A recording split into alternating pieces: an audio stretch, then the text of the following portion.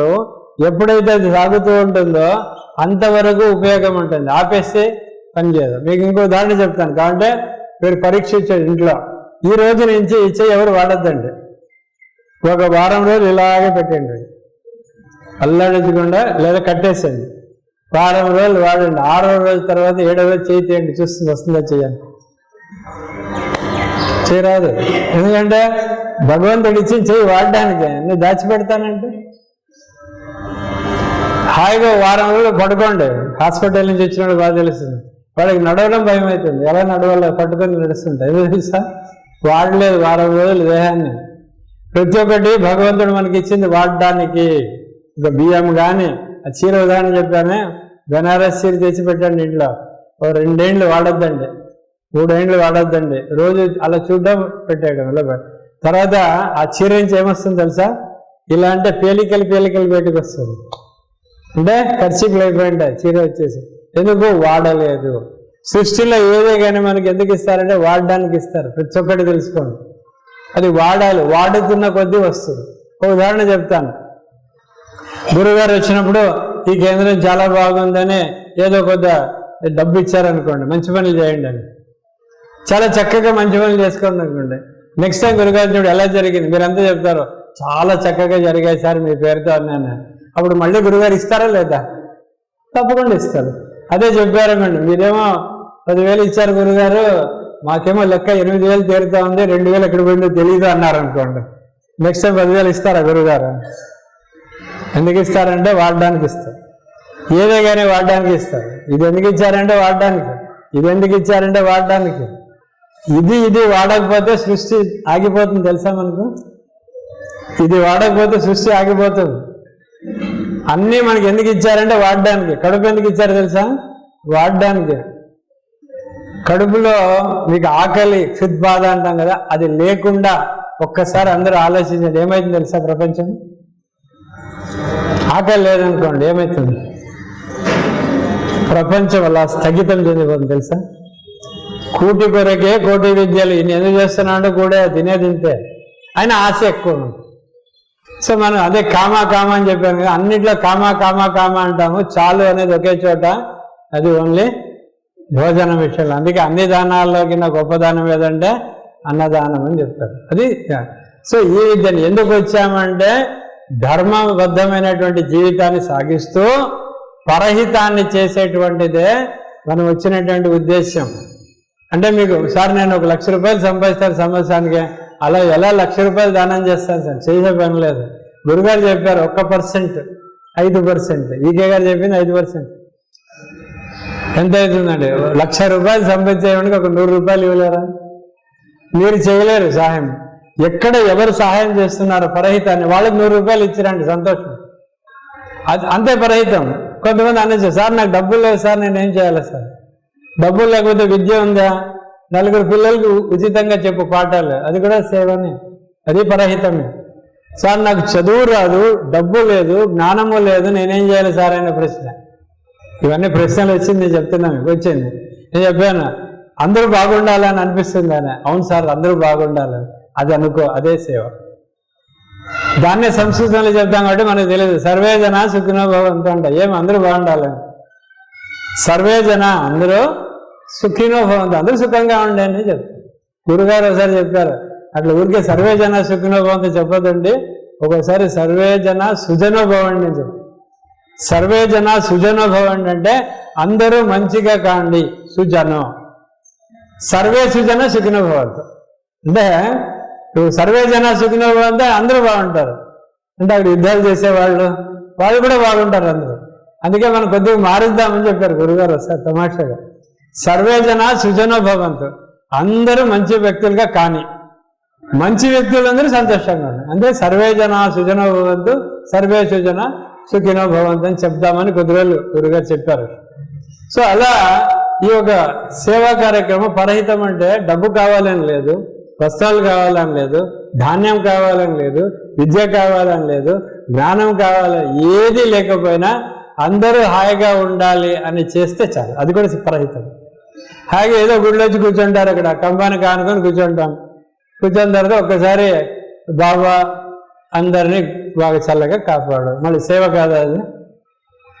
అంటే ఎటువంటి అపేక్ష లేకుండా చేసేటువంటిది ఈ ప్రార్థన. మీరు చేస్తారు కదా, దానికన్నా మించినటువంటి సేవ ఏదైనా ఉందా? మరి అది చేయొచ్చు కదా మనం, పరహితాన్ని చేయొచ్చు. సో పరహితము ధర్మ మార్గమైనటువంటి ధర్మబద్ధమైనటువంటి జీవితం గడిపేదే మార్గం. అందుకు వచ్చాం మనం. సంపాదన చేయాలన్నా ఖచ్చితంగా చేయాలి, సంపాదన చేయాలి. సంపాదన ఇప్పుడు నాకు 1,00,000 రూపాయలు కావాలి, ఒక గుడి కట్టాలంటే 1,00,000 రూపాయలు అనేది ఒక రూపంలో, డబ్బు రూపంలో రావాలి కదా. ఎవరు ఇస్తారు? ఎవరి దగ్గర ఉందో వాళ్ళు ఇస్తారు. లేని వాళ్ళు ఎవరు ఇస్తారు చెప్పండి? లేని వాళ్ళు ఎవరిని ఇవ్వగలుగుతారా? ఇప్పుడు ఆయన దగ్గర 1,00,000 రూపాయలు ఉందో 100 రూపాయలు ఇస్తారు. ఆయన దగ్గర 10 లక్షలు ఉంటే ఒక 50,000 ఇస్తారు. ఇంకొక ఆయన 1 కోటి ఉంటే 1,00,000 ఇస్తారు. ఉంది కాబట్టి ఇవ్వగలరు, లేని వాళ్ళు ఏమి ఇవ్వగలరు. అందుకే చెప్తుంటారు సర్వసంగ పరిత్యాగి అని. ఒక చోట ఒక అబ్బాయి రోడ్లో కూర్చొని భిక్షమెత్తు ఉంటాడు. బాబు నువ్వు ఏ ఊరు, ఎక్కడి నుంచి వచ్చాను? నేను సర్వసంగ పరిత్యాగి అంటాడు. వాడు ఆ భిక్షమాడు వీధిలో కూర్చొని పుట్టగోసి కట్టుకుని కూర్చున్నాడు. వాడు సర్వసంగ ఏమైంది? పరిత్యాగం ఏం చేయగలడు? మన దగ్గర ఏముంది సర్వసంగ పరిత్యాగం చేయ? బుద్ధుడు చేశాడు, కరెక్ట్. ఎందుకంటే అన్నీ ఉన్నాయి కదా, రాజ్యము, భోగ్యము, వ్యవహారాలు, పట్టమహిషులు, సర్వస్వం ఉంటాయని అన్ని వదిలి వెళ్ళిపోయాడు. అది సర్వసంగ పరిత్యాగం. వీధిలో ఉండే ఒక భిక్షకుడు పుట్టగోసి కట్టుకుని నేను కూడా సర్వసంగ పరిత్యాగం. అంటే ఎవరికి ఉందో ఇవ్వగలరో వాళ్ళు సర్వసంగ పరిత్యాగం, అందరూ కాదు. అలాగే ఉన్నవాడు ఇవ్వగలడు. సో ఉండడం అంటే కావాలి అంటే పని చేయాలి. అందుకే ధర్మము. వ్యాపారం కూడా ధర్మమే, బాగా తెలుసుకోండి. ప్రతి ఒక్క వ్యాపారం కూడా ధర్మబద్ధంగా వ్యాపారం చేయొచ్చు. వ్యాపారం ద్రోహచింతనం అంటారు. ద్రోహచింతనం అనేటువంటి ఒక భావన మనకు లేకపోతే వ్యాపారం చేయలేం.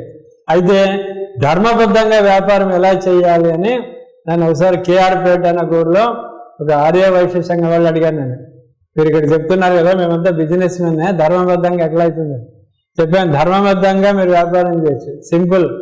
ఒక పెన్ను ఉంది, మీరు కొన్నారు, 10 రూపాయలు కొన్నారు, 12 రూపాయలకి అమ్మాలి, అదే వ్యాపారం. 10 రూపాయలు కొని 12 రూపాయలు అమ్మేదే వ్యాపారం. 2 రూపాయలు నీ శ్రమకు కావాలి. ఆ 2 రూపాయలు సంపాదించేటప్పుడు నువ్వు ఏం మాట్లాడతావు, అక్కడ నువ్వు ధర్మమా అధర్మమా అని తెలుసు. పెన్ను ఇలా చూపించేసి 12 రూపాయలు సార్ కాస్ట్లీ, ఒక 60 రూపాయలు తగ్గించండి అంటే, లేదు నేను అమ్మేదే 12 రూపాయలు, ధర్మమే. నేను ఇంతే రేటుకి అమ్మేది, ధర్మమే. తర్వాత మీరు ఇంత మార్జిన్ ఉంది, నాకు ఇంత మార్జిన్ కావాలి, నా వ్యాపారం ఇంతే. అది ధర్మమైనటువంటి మార్గం. ఒక పెన్ను తెచ్చారనుకోండి, మీరు ఎక్కడ లండన్ నుంచి వచ్చారు, పెన్ను తెచ్చారు, ఎగ్జిబిషన్ పెడతారు, చాలా కాస్ట్లీ పెన్ను అమ్ముతున్నాను. వాళ్ళు అడుగుతారు ఏం పెన్ను అని అడుగుతారు. మీరు ఏం చెప్తారంటే విక్టోరియా మహారాణి ఇది ఇండియన్ ఇండిపెండెన్స్ సైన్ చేసినటువంటి పెన్ను, ఇది ఇంపోర్ట్ చేశాను, ఇంత అన్ని అబద్ధాలు చెప్తారు కదా, అదంతా అధర్మం. అదే అధర్మమైనటువంటి వ్యాపారం. ధర్మబద్ధంగా ఎంతనే చెప్పచ్చు. మీరు 10 రూపాయలు వస్తువు 100 రూపాయలకి అమ్మండి, తప్పులేదు, అది వ్యాపారం. ఆ 100 రూపాయలకి అమ్మేటప్పుడు కొన్ని మనం అన్నీ చెప్తాం కదా, అది అధర్మము. సో ధర్మబద్ధమైన జీవితంలో సంపాదించాలి. అందుకే ధర్మ మార్గంలో జీవించి ధర్మ మార్గంలో సంపాదన చేయాలి. ఒక వృత్తి ఉంది, వృత్తిలో కూడా ధర్మబద్ధంగా చేయాలి. మనం పొందేటువంటి జీతానికి దాన్ని సంపూర్ణమైనటువంటి ఒక ఏమంటే మన ఫుల్ఫిల్మెంట్ అంటారు. నీకు సంతోషం కలిగేటట్టు పని చేయాలి. ఊరికే వెళ్ళేది ఏదో జీతాలు ఇస్తారు, టీచర్లు ఉన్నారు, ఏదో 2 పాఠాలు చెప్పొద్దు అలా ఎప్పుడు అనకూడదు. ఎందుకంటే అధర్మమైనటువంటి మార్గంలో నువ్వు ఉన్నావని తెలుసుకోవాలి. సో ఇలా ధర్మమైనటువంటి మార్గంలో ఉండాలి అని చెప్పేటువంటి సద్గురు. మరి ఎందుకు వచ్చామంటే పరహితము ధర్మ మార్గంలో ఉండేటువంటి 2 విషయాల కోసం మనం అందరూ వచ్చాం. ఆ విషయాలు అన్ని చేయాలి. ఆ కర్షకుడు ఎలా ఉదయం నుంచి సాయంకాలం పనిచేస్తాడో మనం కూడా పని చేయాలి. షాపులు అంటే నాకు తెలుసు 9-10 అయినా మీరు కూర్చోవాల్సిందే. వ్యాపారం అంటే ఆఫీసులాగా 5 గంటల గంట కొడుతున్న ఇంటికి వచ్చేట్లేదు. అవన్నీ ధర్మంగా చేయండి. ధర్మబద్ధంగా సంపాదించే దానిలో చూడమాత్రం ఇంత పరహితానికి చేయాలి. ఎందుకంటే మనం వచ్చిన ఉద్దేశం పరహితము. మీరు 1,00,000 రూపాయలు సంపాదించాలంటే ప్రతి నెల ఒక 1000 రూపాయలు ఏదో ఒక సంస్థకు ఎవరైతే సేవ చేస్తారో వాళ్ళకి అందించండి, లేదా మీరే చేయండి. నేను ఒకటే ఉదాహరణ చెప్తాను. 1000 రూపాయలు ఉంది, 1000 రూపాయలతో బిస్కెట్లు కొనండి, ఇన్ని వస్తాయి. తీసుకెళ్ళిపోయి ఏదో ఒక అనాథాశ్రమం, అనాథాలయం వెళ్ళి అందరి పిల్లలకు ఒక బిస్కెట్ ఇచ్చిరండి, నిశ్శబ్దంగా ఇచ్చి వచ్చేసేది. పరహితం కాదా? ఆ చిన్నపిల్లవాడు నెలల తరబడి బిస్కెట్ అనేది రుచి చూడలేదు, వాడికి ఒక బిస్కెట్ ఇస్తే ఎంత ఆనందం వస్తుంది. వాని యొక్క ఆశీర్వచనము, మనస్సులోంచి ఆనందము అనేటువంటి ఒక ఆశీర్వచనము మనకు అందుతుంది. తెలుసుకోండి, అది అక్కడ జరిగేటువంటి ఒక సేవా కార్యక్రమం. మన పిల్లవాడు ఉంటాడు, వాడు పొద్దున్న లేస్తే కేక్ తినరా అది తినరా అని వాడిని నోట్లో పెట్టి గరాట పెట్టి ఇట్లా వేసినాడు పువ్వు అని వెళ్ళిపోతాడు. ఎందుకంటే మనకి అన్నీ ఉన్నాయి, మనకి అక్కర్లేదు. చిన్నపిల్లలు మన ఏ ఇంట్లో అయినా చిన్నపిల్లలు అలాగే ఉంటారు. ఏది వచ్చినా అదొద్దు మమ్మీ ఇది వచ్చి మమ్మీ అనుకోండి అన్నీ వద్దంటారు. వాళ్ళు ఏది లేని పిల్లలు ఉన్నారు కదా, వాళ్ళ గురించి ఒక్క క్షణం ఆలోచించేదే పరహితం.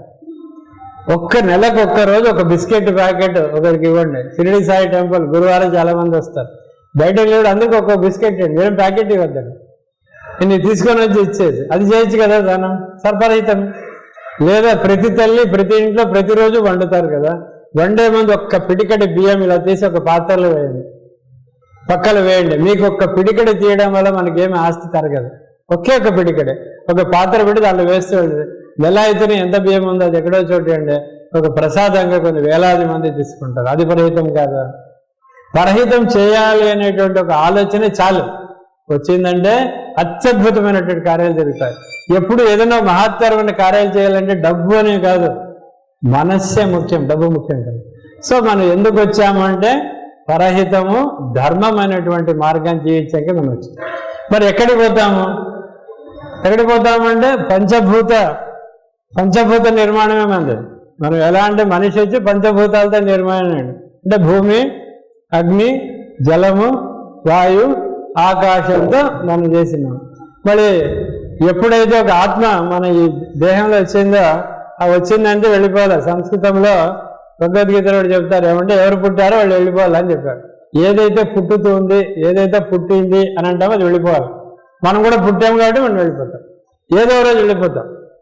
కాబట్టి ఆ వెళ్ళి ఎక్కడ వెళుతామనేది మనం ప్రశ్నించుకోవాలి. అందరూ వెళ్ళిపోతాం, గ్యారెంటీ వెళ్ళిపోతాం, ఎవరు లేరు. అంటే వెళ్ళిపోతామనేటువంటి భయం అక్కర్లేదు ఎవరికి. మనం ఎక్కడికి వెళ్ళిపోమో అయినా వెళ్ళిపోతామని భౌతికంగా మనం అనుకుంటాం. ఎందుకంటే ఈ భౌతిక దేహాన్ని పంచభూత నిర్మాణ శరీరం అంటారు. పంచభూతాలతో నిర్మాణం కాబట్టి అది ఏదో ఒక రోజు వెళ్ళిపోవాలి, ఏదో ఒక రోజు ఇది వదలాల్సిందే. ప్రతి ఒక్కరు వదలాలి, దీనికి ఎవరికి యాక్షన్. వదిలినప్పుడు ఏమవుతుందంటే భూతత్వం ఏముంది కదా, భూతత్వం వచ్చి నా షేర్ ఇచ్చేయమంటుంది. అంటే ఈ దేహంలో ఉండే భూతత్వం అంతా అది పట్టుకొని వెళ్ళిపోతుంది. మీ దేహంలో ఉండే అగ్నితత్వం ఉందే 98.4 degrees ఫారెన్హీట్ అంటామే, అగ్నితత్వం అది వచ్చి దేహాన్ని చల్లపు చేసి ఎత్తుకుని వెళ్ళిపోతుంది. అందుకే చనిపోయిన వాడిని చల్లదేహం అంటారు, కోల్డ్ బాడీ అంటారు. ఎందుకంటే దేహంలో ఉండేటువంటి ఉష్ణోగ్రత వెళ్ళిపోతుంది, జీరోకి వస్తుంది. ఆ 98.4 degrees ఏమి హీట్, అదే ఫైర్, అది వాళ్ళు పట్టుకు వెళ్ళిపోతుంది. అలాగే లోపల ఉన్నటువంటి గాలి అది కూడా వెళ్ళిపోతుంది. అంతా ఆకాశంలో లేనిది. అంటే పంచభూత నిర్మాణటువంటి శరీరము మనం వదిలినప్పుడు, మనం అంటే ఎవరు ఒరిజినల్గా అది అని చెప్తే కదా, అది వదిలినప్పుడు దేహాన్ని అన్నీ పంచుకుంటాం. ఆ నేను అనేటువంటి వాడు ఎప్పుడు పర్మనెంట్ అవుతుంది. సో మనం ఎక్కడ వెళ్ళిపోతామంటే ఎక్కడెక్కడి నుంచి వచ్చామో అక్కడికి వెళ్ళిపోతాం. ఒకటి ఆ నేను అనేటువంటిది ఆ పరతత్వానికి వెళ్ళి చేరుకుంటాం. ఆ నేను అనేది ఎప్పుడు ఉంటుంది అది తెలుసుకోండి. ఆ నేను అనే దాన్ని ఆత్మతత్వం అంటారు, దాన్నే ఆత్మదర్శనము అంటారు, ఆత్మ సమూలం అంటే లోపల మనం ఆత్మ అవలోకనము అంటారు. దాన్ని అన్ని తెలుసుకున్న తర్వాత దాన్ని ఆత్మ సాక్షాత్కారం అంటారు. అంటే నిన్ను నీవు ఎవరు తెలుసుకోవడమే ఆత్మ సాక్షాత్. భగవంతుడు వచ్చి ఇట్లా శంకు గదా చక్ర పట్టుకొని కిరీటం పెట్టి అవన్నీ రారు, మిమ్మల్ని మీరు తెలుసుకుంటారు. ఎందుకంటే మీలో ఉండేవారు ఆయనే కాబట్టి. సో ఇది మనం ఎక్కడ వెళ్ళిపోతామంటే అక్కడికి వెళ్ళిపోతాం.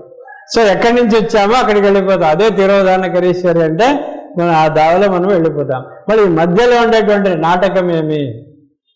ఈ నాటకంలో రెండు చేయాలి. అదేమంటే పరహితము ధర్మబద్ధమైన జీవితాన్ని చేయాలి. మళ్ళీ ధర్మబద్ధమైన జీవితాన్ని చేయాలంటే మనం ఏమేమి చేయాలి అనేటువంటి ఒక పెద్ద లిస్ట్ మనకు ఉపనిషత్తులో బాగా ఇచ్చారు. దాన్ని ఎలా చేయాలి, ఏం చేయాలి, చేస్తే మనం ధర్మబద్ధమైన జీవితంలో జీవితాంతము ఉంటాం. సో ఇలా ఈ మూడు చెప్పినటువంటి వారు అంటే ఎక్కడి నుంచి వచ్చాము, ఎందుకు వచ్చాము, ఎక్కడికి వెళ్తాము అనేటువంటి తెలుసుకోవడమే సత్యం. ఆ సత్యాన్ని ఎదుకేటువంటి బృందం ఉందే దాన్ని సత్సంగము అంటారు. సత్సంగం అంటే మనం కూర్చొని వెళ్తా అందరూ చెప్పేసి అయిపోతుంది, ఏదో లేడీస్ క్లబ్ ఒక జెంట్స్ రోటరీ క్లబ్ లాగా వెళ్ళేది కాదు. సత్యాన్ని తెలుసుకోవాలా. ప్రతి గురు పూజకు ఇంకా గురు పూజ అయినప్పుడు మనలో మనం ప్రశ్నించుకోవాల్సింది ఏమంటే ఆ సద్దర్శనము అయిందా, మనకు దర్శనం అయిందా, లేదా దర్శనం చేసుకోవటువంటి మార్గంలో మనం ఉన్నామా అనేటువంటి ప్రశ్నించుకునేది గురు పూజ. అందుకే ప్రతినిత్యము మీరు గురువుని ప్రార్థన చేసినా ఈరోజు ముఖ్యంగా మనం ప్రశ్నించుకోవాల్సింది ఏమంటే మనకి ఏదైనా కొద్ది గొప్ప దర్శనం అయ్యిందా, కొద్దో గొప్ప తెలిసిందా అనేటువంటి విషయాలు మనం చాలా బాగా ఆత్మావలోకం చేసుకొని విశ్లేషణ చేసుకొని మీరు ఇది ఆలోచించాలి. అందుకే ఈ గురు పూజలో మనం తెలుసుకున్న విషయాలు ఏమంటే 2 నిమిషాలు చెప్తాను. ఏమంటే ప్రాతస్మరణీయులు నలుగురు, తల్లి, తండ్రి, గురువు, దైవం. దైవంనే మనం మాస్టర్ అంటాం. వాళ్ళు నలుగురు తెలుసుకోవాలి. వాళ్ళని ఎందుకు తెలుసుకోవాలంటే మనకి ఇచ్చినటువంటి మార్గం. ఏ మార్గాన్ని ఇచ్చారంటే ఎక్కడి నుంచి వచ్చావు, ఎందుకు వచ్చావు, ఎక్కడికి వెళ్తావని తెలుసుకోవడం మార్గమే వాళ్ళు ఇచ్చినటువంటి మార్గం. వాళ్ళు ఎలా ఉండాలి ఇక్కడ అంటే ధర్మబద్ధమైన జీవితం, ధర్మంలో ఉండాలని చెప్పారు. వాళ్ళు ధర్మ మార్గంలో మనం నిరంతరంగా ఉండాలంటే ఏం చేయాలి అంటే చాలా దానికి 16 సూత్రాలు ఉన్నాయి. 16 సూత్రాలు మనం ఫాలో చేస్తే ధర్మ మార్గంలో మనంతా మనం వచ్చేస్తుంటాం. సో అటువంటి మార్గాన్ని మనం సాయంకాలం ప్రార్థన అంతా దాని గురించి కొంచెం మనం చర్చిద్దాం. ఎందుకంటే నేను ప్రవచనం అని చెప్పాను, చర్చించుకున్నాను. ఆ విషయాలన్నీ మనము తెలుసుకుంటాము. సో మీ అందరూ అత్యంత భక్తితో శ్రద్ధతో ఇంతవరకు కూర్చొని ఈ విషయాన్ని మనందరూ ఆలకించారు కాబట్టి మీ అందరికీ ధన్యవాదాలు. స్వస్తి స్వస్తి ప్రజాభ్య పరిపాలయంతాం న్యాయేన మార్గేణ మహీమహేష గోబ్రాహ్మణేభ్య శుభమస్తు నిత్యం. లోకా సమస్తా సుఖినో భవంతు. లోకా సమస్తా సుఖినో భవంతు. లోకా సమస్తా సుఖినో భవంతు. ఓం శాంతి శాంతి శాంతి.